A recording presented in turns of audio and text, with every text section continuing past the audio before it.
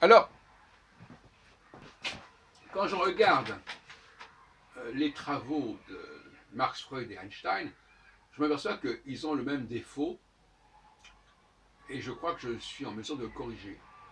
Marx parle de la lutte des classes, mais il n'a pas de cyclicité cohérente, il n'a pas trouvé la clé de cette lutte des classes.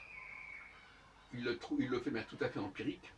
Freud, quand il parle du psychisme, ne s'articule pas non plus sur une cyclicité, en montrant que selon que l'on dépend d'une cyclicité courte ou longue, on n'a pas la même mentalité, on n'a pas le même psychisme.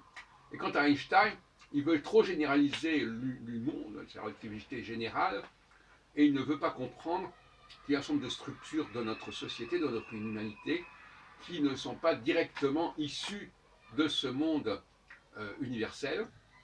Et il est trop dans l'universel, il ne comprend pas qu'il y a une spécificité propre à notre humanité, parce qu'elle est dans le domaine de la technique.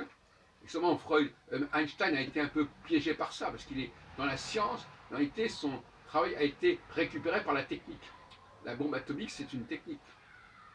Donc il ne gère pas bien toutes ces questions-là. Et les trois grands héros du judaïsme du 19e siècle ou du début du 20e siècle, eh bien finalement, euh, ils sont arrivés à une impasse et il est temps d'y remédier.